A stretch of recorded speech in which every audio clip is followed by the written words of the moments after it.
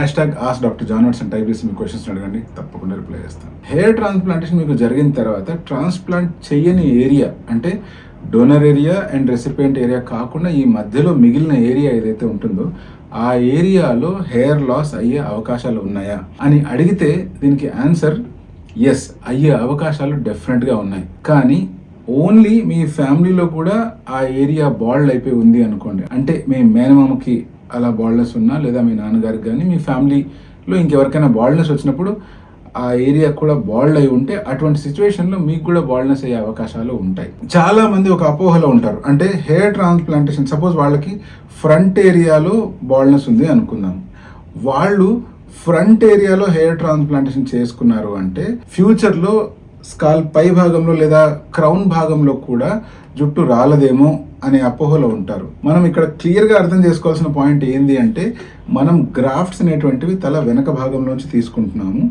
ఇవి permanent grafts.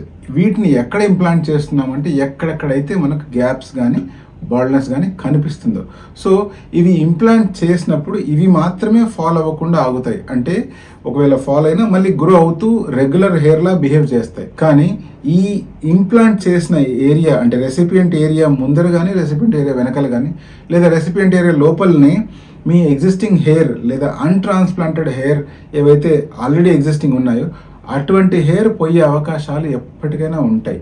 ఒకవేళ మీ ఫ్యామిలీలో బాల్డ్నెస్ సివియర్గా ఉంది అంటే, అలా కాకుండా మీ ఫ్యామిలీలో బాల్డ్నెస్ చాలా తక్కువ ఉంది, మీకే అందరికంటే ఎక్కువ బాల్డ్ ఉంది అనుకోండి, అటువంటి సిచ్యువేషన్లో ట్రాన్స్ప్లాంట్ కనుక చేయించుకున్నట్లయితే మిగతా వెనకాల ఉండే హెయిర్ బాల్డ్నెస్ అయ్యే అవకాశాలే లేవు కాబట్టి అవి ఫాల్ అయ్యే ఛాన్సెస్ చాలా తక్కువ. మరి ఇటువంటి హెయిర్ ఫాల్ జరగకుండా ఉండాలి, ఫర్దర్గా బాల్డ్ కాకుండా ఉండాలి అంటే సింపుల్ టెక్నిక్ మీరు వాడాల్సింది ఏంటి అంటే మెడికేషన్ని ప్రాపర్గా కంటిన్యూ చేసుకోవడం అండ్ రెగ్యులర్గా మీకు హెయిర్ ట్రాన్స్ప్లాంటేషన్ చేసిన డాక్టర్తో ఆ టీమ్తో టచ్లో ఉండడం. ఒకవేళ మీకు మీ హెయిర్ ట్రాన్స్ప్లాంటేషన్ చేసిన డాక్టర్తో కానీ టీమ్తో కానీ టచ్లో ఉండడం కష్టం అయిపోతుంది, మీరు అవుట్ ఆఫ్ స్టేషన్ ఉండడం కానీ లేకపోతే అబ్రాడ్ ఉండడం కానీ what ever for any reasons మీరు మీ సర్జరీ జరిగిన డాక్టర్తో టచ్లో రాలేకపోతే దగ్గర ఉన్న డెర్మటాలజిస్ట్తో అయినా కూడా రెగ్యులర్గా టచ్లో ఉండి మీ హెయిర్ సిచ్యువేషన్ కనుక మీరు ఎక్స్ప్లెయిన్ చేసినట్లయితే డెఫినెట్గా మీ హెయిర్ని సేవ్ చేసుకోవచ్చు.